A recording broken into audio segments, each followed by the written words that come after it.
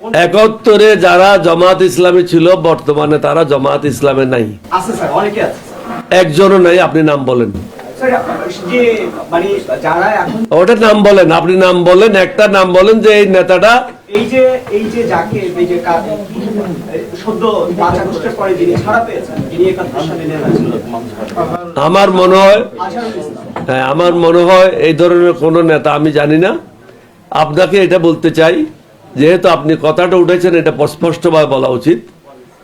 1991 সালে বিএনপি যখন ক্ষমতায় আসে, বিএনপির আসন সংখ্যা কম ছিল ক্ষমতা আসার জন্য। যে আসন পেয়েছিল এই আসন নিয়ে সরকার গঠন করতে পারত না। জামাত ইসলামের সাহায্য নিয়ে তখন সরকার গঠন হয়েছিল। তখন তো জামাত ইসলামের গায়ে গন্ধ ছিল না। আপনি কথা শুনে নেন, কথা শুনে নেন, সব উত্তর দিয়ে দেব। তখন তো জামাত ইসলামের গায়ে কোনো গন্ধ ছিল না। এরশাদ বিরোধী আন্দোলনে 3টা জোট ছিল। একটা ছিল 7 দলীয় ঐক্য জোট। প্রথম যখন গঠিত হয়, এটা চেয়ারম্যান ছিলাম আমি 7 দলীয় ঐক্য জোটের।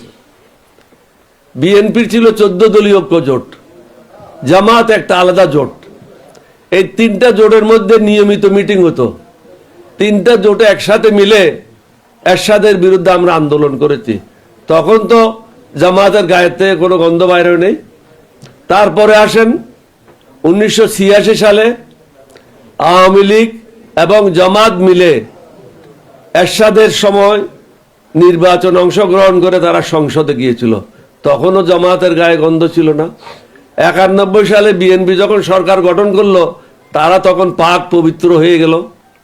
96 সালে জামাত এবং আওয়ামী লীগ মিলে বিএনপির বিরুদ্ধে সংগ্রাম করলো অন্তর্বর্তীকালীন সরকার করার জন্য বা কেয়ারটেকার সরকার করার জন্য। তখন তো ওদের গায়ের থেকে একদম খাস সুগন্ধি বেরোচ্ছিল। তখন তো কোনো অসুবিধা ছিল না। তারপরে বলেন, পিছন থেকে কথা বললো না, আমি এরকম অবস্থায় পৌঁছি নাই যে আমি কথা ভুলে যাব। যখন যাব তখন কথা ভুলে গেলে আর সভাপতি হিসেবে কাজ করব না।